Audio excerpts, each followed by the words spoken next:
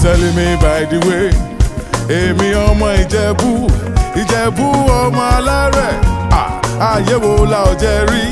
Tell them, let them know say wọ́n lè bá. Then they see us that they emulate, then one begin they imitate. Maybe someday they go graduate. Many people no know how far Baba I see they go.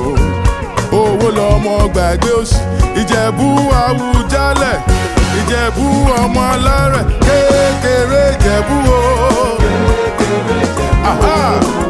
Àwọn tó mọ̀ wá o,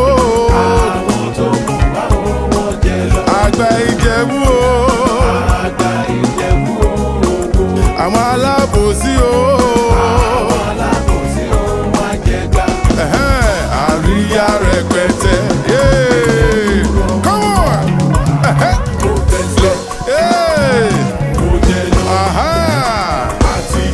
Ìjẹ̀bú jó dáadáa, Ìjẹ̀bú jayé ọba. We done the ball with the represent. Olówó lọmọ ṣe yóò, Ìjẹ̀bú lọmọ kò sóṣì. Ayé wo la ò jẹ́ rí. Tell them, let them know say wọ́n lè bá. Ìjẹ̀bú Awujale, Ìjẹ̀bú ọmọ alárẹ̀, kékeré Ìjẹ̀bú o. Come on! Àwọn tó mọ̀ wá o. Àgbà Ìjẹ̀bú o. Àwọn alábòsí o.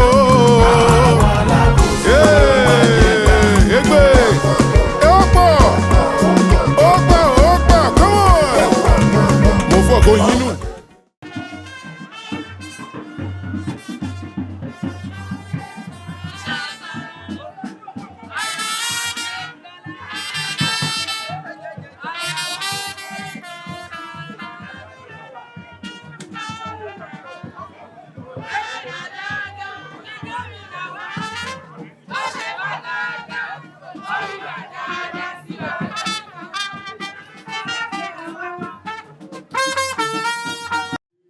Chairman of Ìjẹ̀bú local government, expecting the staff of office with some dignitaries from the past.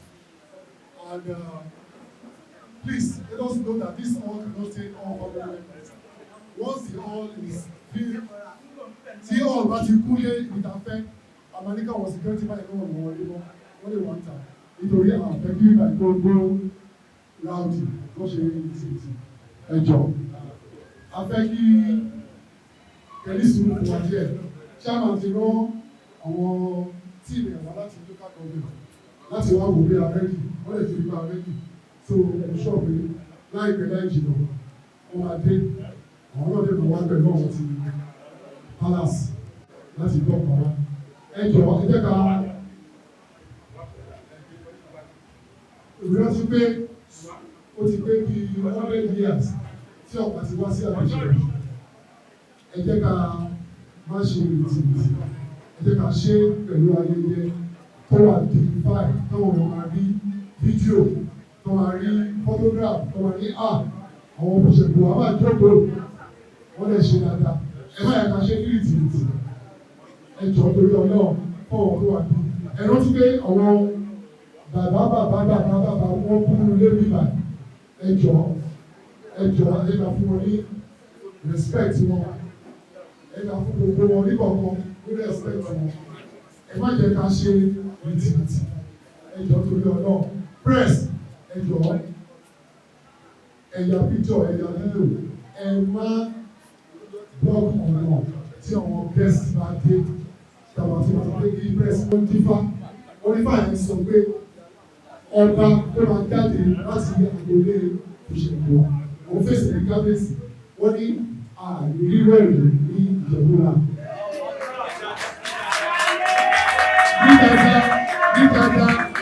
ní dáadáa sí dáadáa àwọn ẹ̀kọ́ pé ní agbára Olódùmarè ẹni tí orí ẹ̀ bá ṣàn lọ́jọ́ ọba ó máa rántí pé ilé ìlú ti jáde òní fọwọ́ sí ju ilé bàbá ẹ̀ òní wọ àwọn àgbàlagbà lébọ́lé àwọn bá nìyẹn afa ẹbí mọ́ra tí kábíyèsí wa bá jókòó ibikíbi tó bá jókòó sí èmi o mo máa rí ìjókòó àwọn olórí ẹbí lẹ́gbẹ̀ẹ́ káwọn èèyàn mọ̀ pé ọba Fusengbuwa rèé o nítorí ní ayé ta wà tẹ́lẹ̀tẹ́lẹ̀ àti ẹ̀mí rí àwọn olórí ẹbí wọ́n ti sọ̀rọ̀ sí nìkan ẹ jọ kí ìdílé wa tó máa lọ sókè wọ́n rántí àwọn ìyàwó ilé àbí àwọn ìyàwó ilé wọ́n rántí àwọn ọmọ ilé wọ́n rántí àwọn ìyá lọ́jà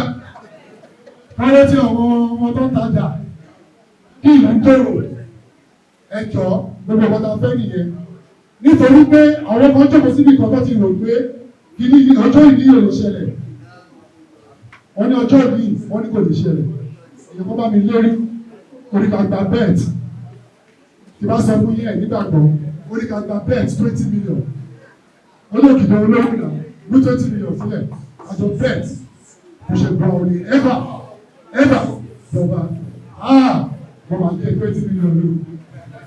Ẹ bá wa ká láyé. Adúpẹ́ lọ́wọ́ náà fún ọjọ́ òní. Adúpẹ́ sí gbogbo àwọn olórí ẹbí tí wọ́n so wọ́pọ̀ kí alẹ́ kò sí ìwájú. Adúpẹ́ lọ́wọ́ Isaasu, adúpẹ́ lọ́wọ́. Àti kí Prof ó ní bí wọ́n gbọ́ ṣé mo bíbù wọn yẹn tí wọ́n mọ̀ mí ní lọ́ọ̀yà wọn yẹn. Ṣé lẹ́yìn ọdún tí bàbá mi ṣẹlẹ̀ rú bá mi? Àti bàbá yìí tú lọ padà ní. Bàbá mi bá ti wọ aṣọ wọn báyìí. O ò tó bẹ́ẹ̀, o ò lè sọ̀rọ̀ wájú ẹ̀kọ́. Ẹgbẹ̀rẹ́ sà. Ó kí gbogbo àwọn olórí ẹbí dédé àwọn àgbàlagbà wa, àwọn bàbá wa ní agboolé wa. Ẹ káàbọ̀ sá o. Mo kí láti ẹ̀yọ́. Olótú wà ẹ̀yin ò wọ́n pàtí mi lọ́wọ́ ẹ̀yin máa wọ̀ rí ìgbà yẹn pàdé mi ni wọ́n àmọ̀ ẹ̀sà akí gbogbo yìí akí ọmọdé akí àgbà akí àwọn kábíyèsí wa o ẹ káàbọ̀ káde pẹ́ lórí o ní ìmọ̀lókò ẹ má bínú mo ṣàwọ̀ ní mo dry ti káde pẹ́ lórí ẹ má bínú àná ìwọ̀nsẹ̀ oversight ẹ má bínú ọ̀gá wa báyìí ìwọ̀nsẹ̀ èyí gbọ́dọ̀ ní ẹbí ìwọ̀n tó bẹ̀rẹ̀ ìdílé wá sí ilé ńlá ó yẹ kó ní information lọ́wọ́ ẹ má bínú èyí máa wà bẹ́tà tó dá mi lójú ni pé àwọn staff chairman wọ́n ṣe kúrò bí sí lórí 10 minutes ago wọ́n ti wá síbí ẹ jọ̀wọ́ tí wọ́n bá ti sọ pé káwọn ọ̀dọ́ máa wọlé wọn bàbá náà wọ́n ní kọ́ńtà ìdíje ìwà aṣọ ilé wọn lọ́sọ̀ rẹ̀ àyà ṣì máa jáde tàbá ní kọ́ wọn gbà tàbá jó tàbá ṣàlẹyẹ oríṣiríṣi ìlú lọ́wọ́ kábíyèsí ìdílé ti gbé wá ìlú náà lè máa jó for the first time máa gbóró lọ́wọ́ gbogbo wọn máa jó wọn tó wọn báyìí ìlú náà máa ṣe bí ọmọ ìyàwó ilé máa mú abẹ́dà nígbà máa sọ síwájú mi.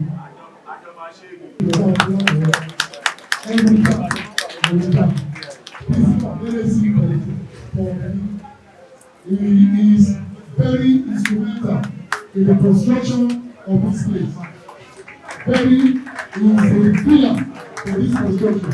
You are doing very well. Thank you very much. One of the very nice job. Mo fẹ́ kí ọmọba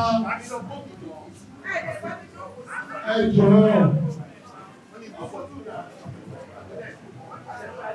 ní gọ́ọ̀mẹ́ntì tó náà ní ṣe wọ́n ti sọ̀pọ̀tì ọmọba Adébọ̀yọ̀. Thank you very much. Ẹgbẹ́ mi mo fẹ́ lọ́ọ́ bí náà ọmọba ẹgbẹ́ mi dídé nígbà tí wọ́n wá ṣe gbogbo pílà lókè àwọn ọlọ́gbẹ́ sílẹ̀ tó fi ṣe gbogbo yìí tó fi ṣe ìjọba àdúgbò lọ́wọ́ wọn. Thank you very much. Gbọ́dọ̀ pé mi náà dá sí díẹ̀. Ẹgbẹ́ mi èmi náà lóko wọ́n pè mí náà wọ́n tẹ̀wọ́ díẹ̀. Ẹgbẹ́ mi náà dá sí díẹ̀. Adúgbò lọ́wọ́ yìí o, we are very grateful If not for you, we will not be in this beautiful hall today. Thank you. Thank you. Méjì ó máa wà sílẹ̀ nínú ẹbí wa ní history pé ọba àṣẹ Awujale ó tún padà sí ilé àṣẹ ìjọba. Àdúpẹ́ lọ́wọ́ lọ́wọ́ 100 years plus before the start of Awujale returns to the Fusengbuwa family. It's a very memorable day, historic day, and a day that will remember down in history. It's an eventful day when the Fusengbuwa family are back on the throne. Láti èyí, Tòmọ́kárìs àti àṣẹ̀yẹ̀bá ní Fusengbuwa family.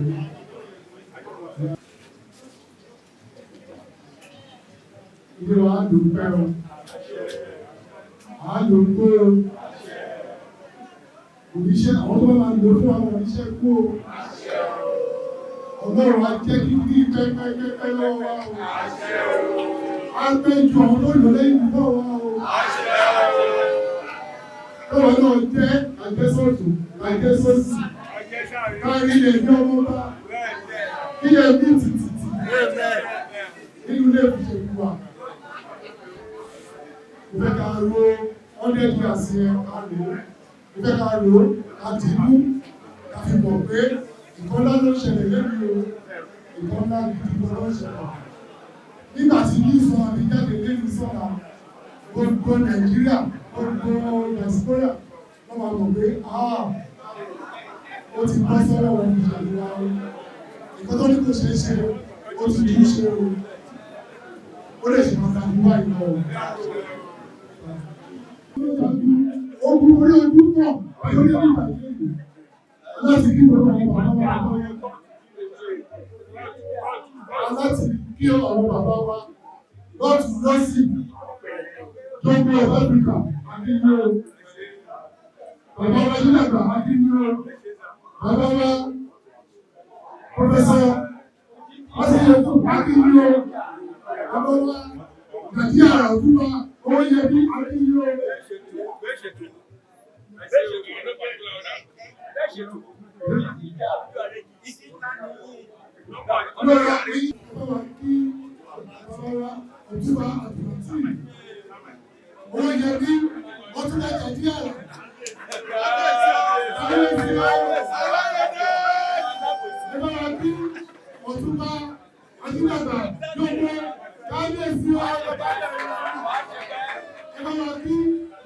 Professor Fusengbuwa, kábíyèsí o.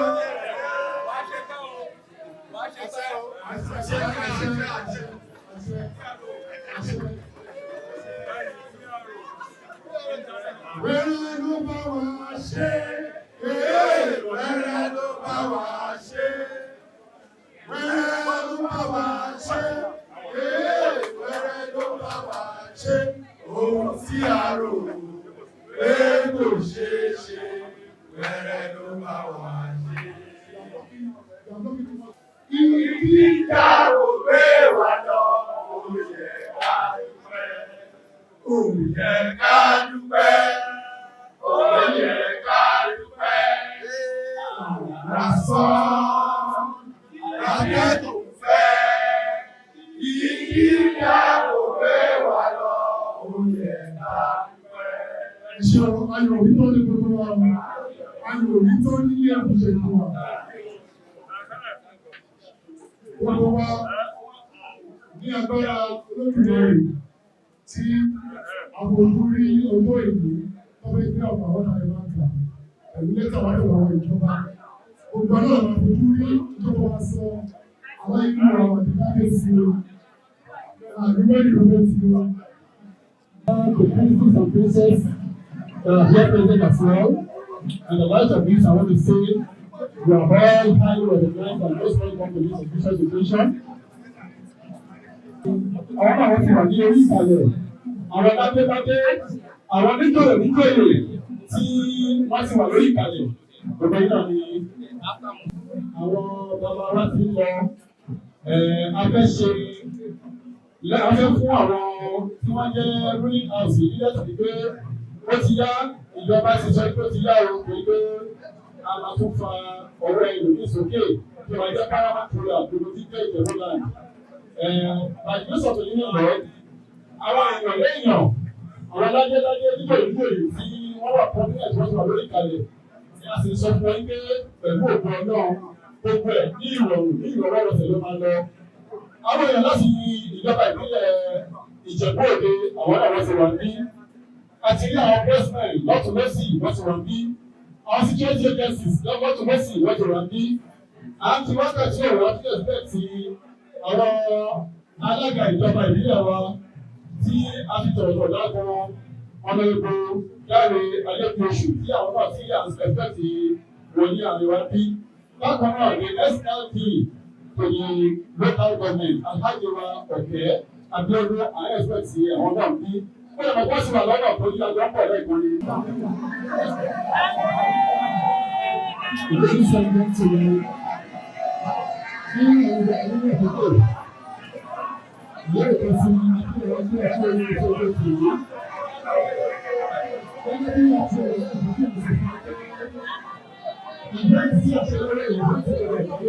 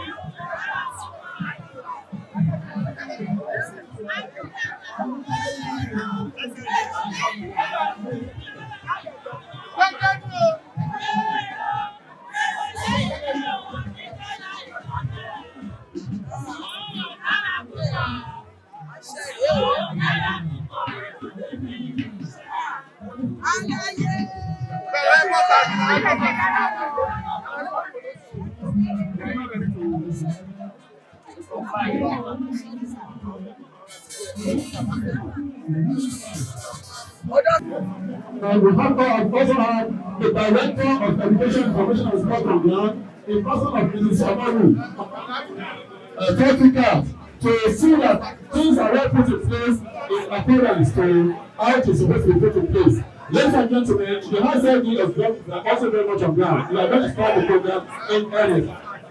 From the government to take to our honorables to stand. Please. Thank you.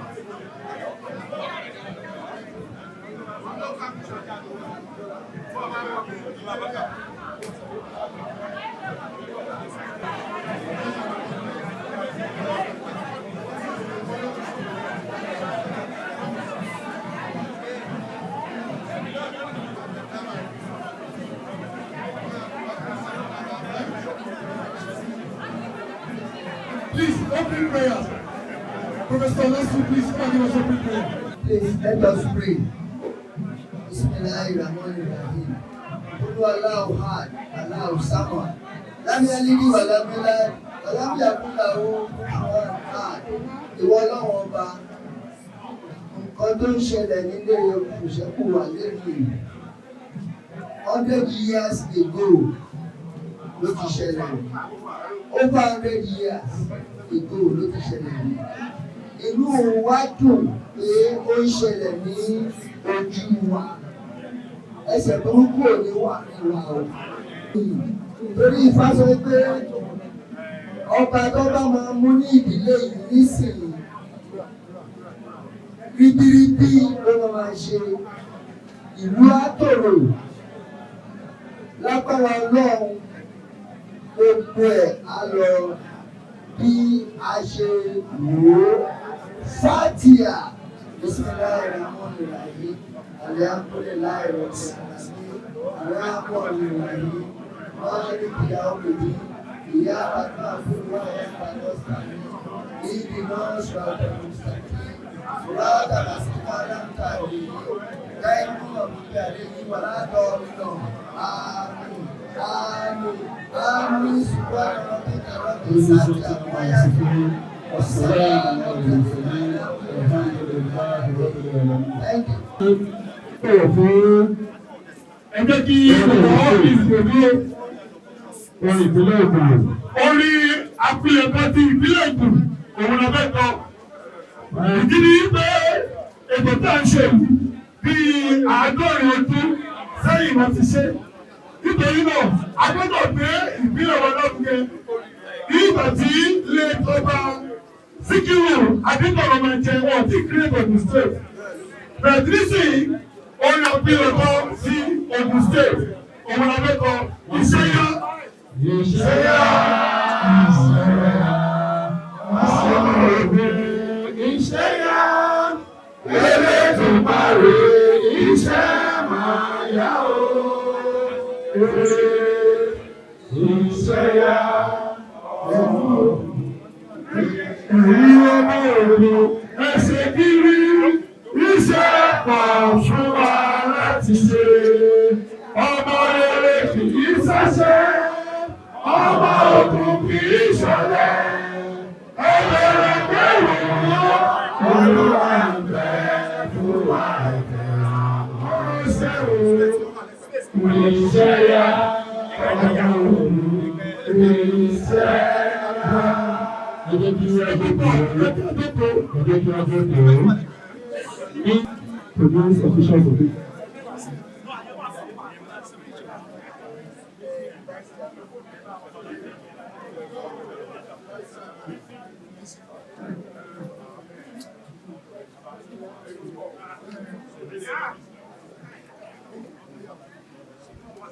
Gẹ́gẹ́ bí ìtí àmàgbé bó ṣe kó ṣe bá ṣe kó tọ́ àti bó ṣe yẹ, secretary to the local government and the ruling house olóyèbí wọ́n á jáde nísìnyí nígbà tí wọ́n bá ṣe tí a ṣe kótó ní kí a máa bẹ̀rẹ̀ program ẹgbẹ́ tó ń lọ nígbà tí wọ́n bá jáde ẹjẹ́ kí á tàn án lọ́wọ́ ẹjẹ́ kí á kí ọ̀nà fún àwọn olórí ẹbí àti prescribe to the local government wọ́n máa jáde báyìí wọ́n ní kí ó ṣe bí ó ti tó àti bí ó ti yẹ kó lè bá a lọ bí ó ti yẹ kó lọ.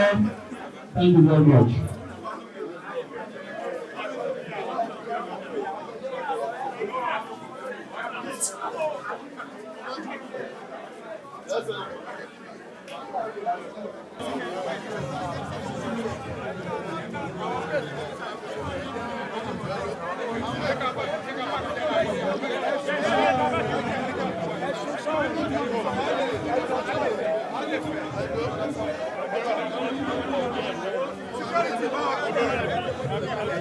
Olórí ẹbí ẹ̀sùn sọ́ọ̀mù ẹ̀bùdè bá wọn kí àbẹ̀ ẹ̀sùn sọ́ọ̀mù gbogbo ẹ̀sùn sọ́ọ̀mù.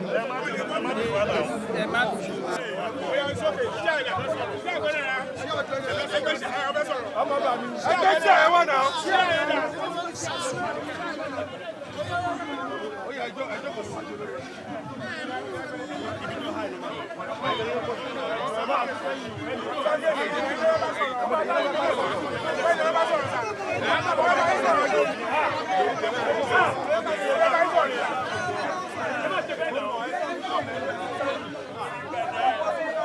Oh, le bloc à Wentie now. Bloc à Diana.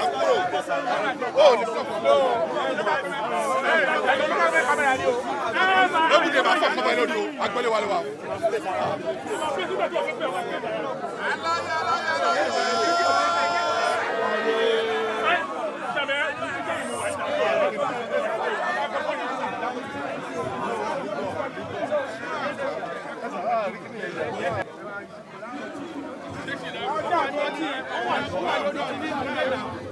Ṣé wọ́n gbé jáde ni?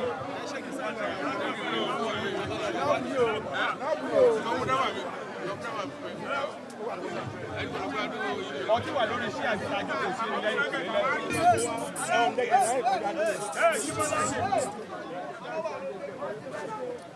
ó wà nù láìlọ́ nǹkan wà ló wà lẹ́yìn. Ṣé wọ́n ti jẹ bàbá?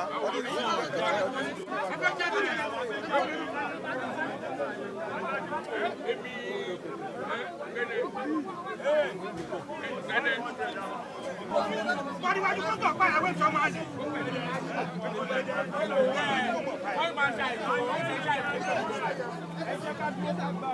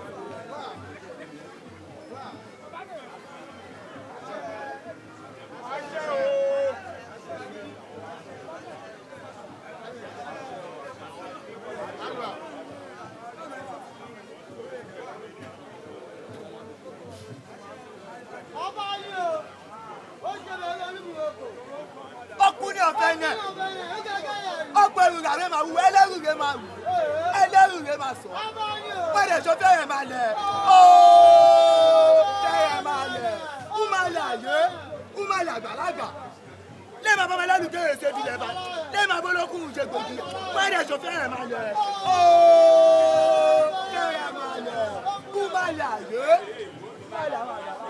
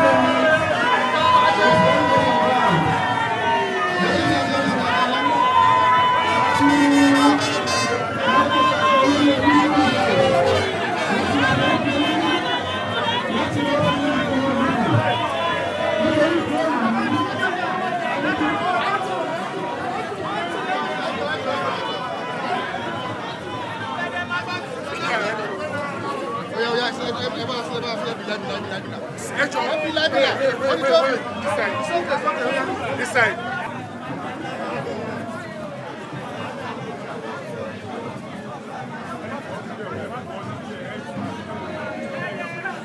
Ekalaye.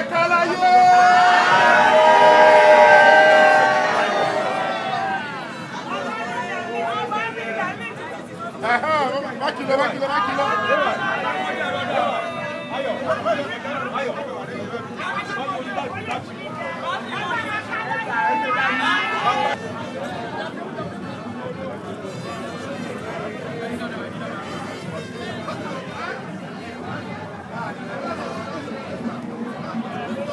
Ẹjọ́.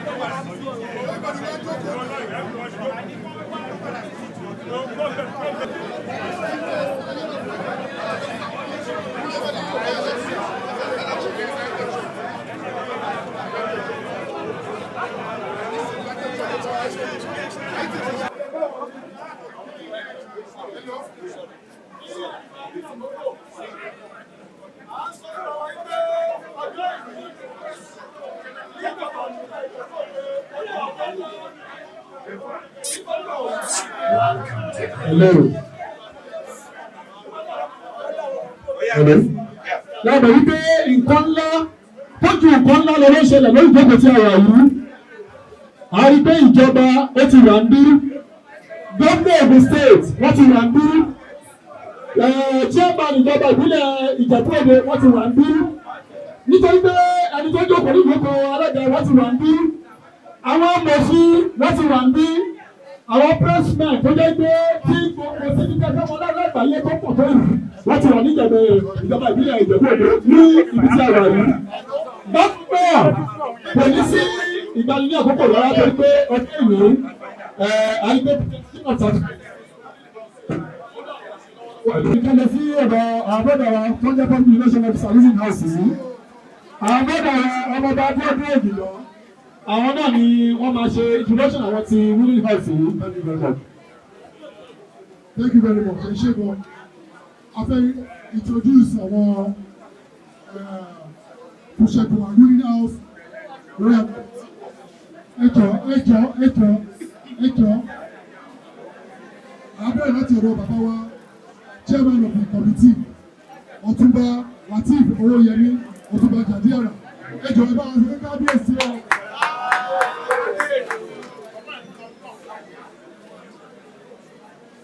Ọ̀túnba Adéjọkú Ajídàgbà gbogbo deputy chairman. Professor Chief Pastor Yusuf vice chairman. Ani Pastor Bola Salami secretary general secretary. Kábíyèsí o. Ani Ọ̀túnba Prince Akíọlá Odedina. Kábíyèsí o. Professor Nasi ẹ̀rọ àṣẹ kábíyèsí o. Alhaji Adébísí Kwadi ẹ̀rọ àṣẹ kábíyèsí o. Alhaji Razak Ayinde Kazeem kábíyèsí o. Ọmọọba Mutiu Adénúgà ẹ̀rọ àṣẹ kábíyèsí o.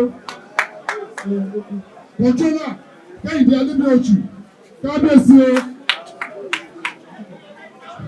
Aṣípa Adédoyin Bánjọ kábíyèsí o.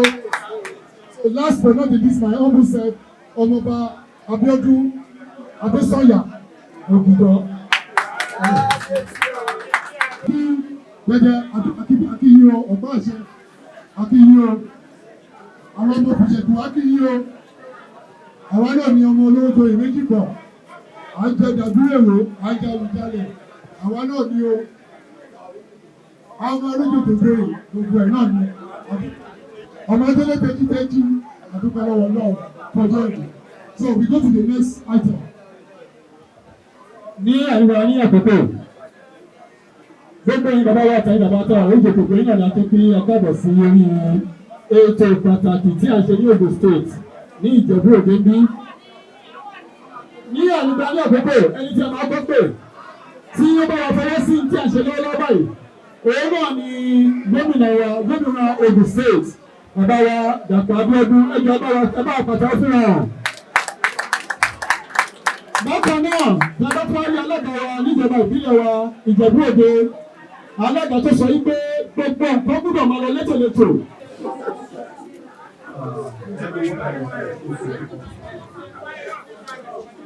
Chairman, Fusengbuwa and the Deputy Chairman, the Vice Chairman, on behalf of the Executive Chairman, the whole I warmly thank and appreciate the presence of the state members of the Fusengbuwa ruling house and other dignitaries here present. Today marks an important step in the transition process towards the installation of a new Awujale and paramount owner of the project. Following the glorious blessing of our revered owner, Agunsebi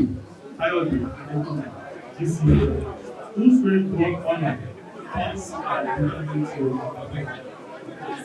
In line with tradition, professional arrangements and the better framework, pending succession of the political, the Fusengbuwa ruling house is hereby formally notified and requested to present qualified candidates for the vacant seat of the Awujale within 48 days of today's date. This letter being presented today signifies the beginning of succession process, and we trust that the ruling house will conduct the exercise with utmost transparency, unity, and respect for our cherished customs. We also wish to remind you that the Ogunsebi, in accordance with the tradition, will proceed with the Awujale stamp of office, symbolizing the continuation of the transition journey. On behalf of the Executive Chairman, I wish the Fusengbuwa ruling house a peaceful and successful selection process. Thank you and God bless you.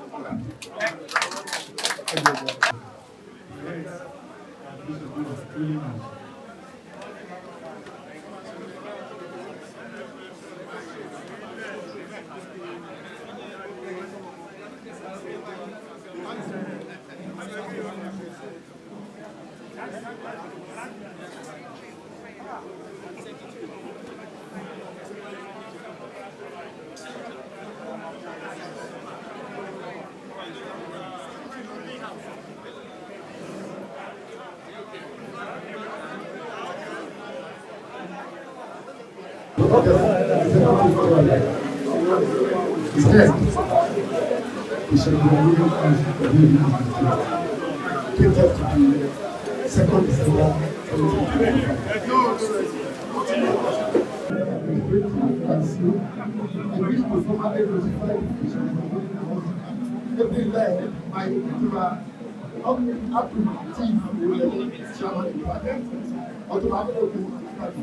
Deputy Chairman and Bracket, and Professor Fasi Vice Chairman to begin the process of presenting qualified candidates for the vacant school of the Body. This comes paid in strict accordance with the laws, customs, and the government succession to the school of Awujale. This letter states that it is the town of the house to present a candidate. You are hereby requested to submit names of the elected candidates within 40 days from the date of this letter to the Executive Chairman's office through the prescribed traditional procedure. Kindly note that the line that established until the 2nd December 2025 the value of officially carried the type of office, not on the side of the resting place of the succession. All the unit has to conduct this inspection process peacefully, transparently, and mind the transition from the units. Please assess highest regards of the implementation. Let's go for you. Honorable Secretary of Local Government, Son.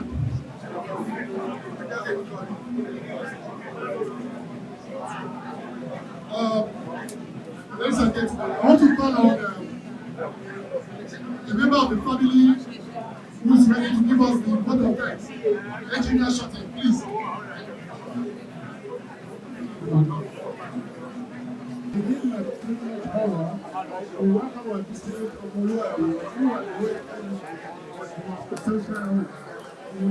Kábíyèsí o. Kábíyèsí o. So marvelous in our life. The day of this will be repeated in God's name. Exactly 100 years ago, our forefathers stood before the senior royal aristocrat to receive the passion and letter of authority. They defined the approval of the government to really have to select from the rule. And recommended to perform by the chance to select the first candidate to occupy the vacant stone of Awujale, the primary ruler of the Benin. Meanwhile, permit to take you to the memory list. As compatible Fusengbuwa, 1917 to 1925, from the Vicar of all his ancestors on October 15 and 1925, and thus, from the rotational arrangements of government to the body, it became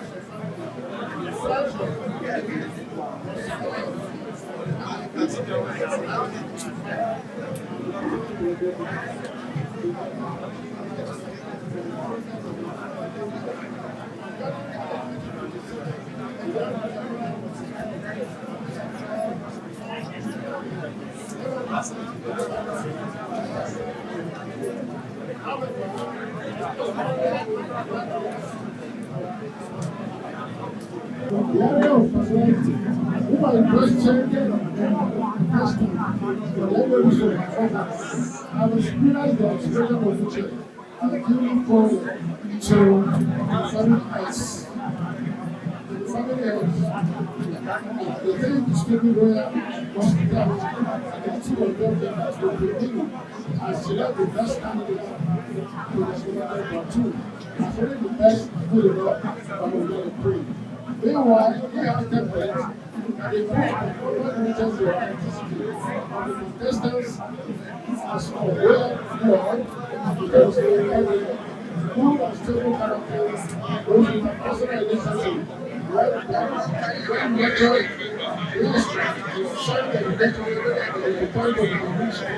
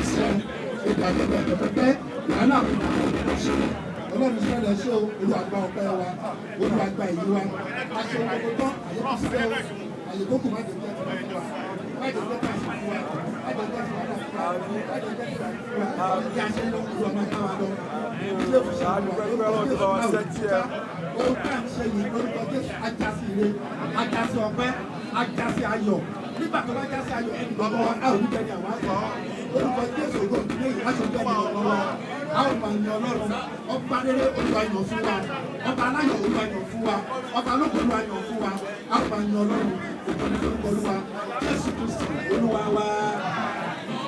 Inú mi lọ́jọ́ inú mi dùn. Congratulations, forever, forever, forever.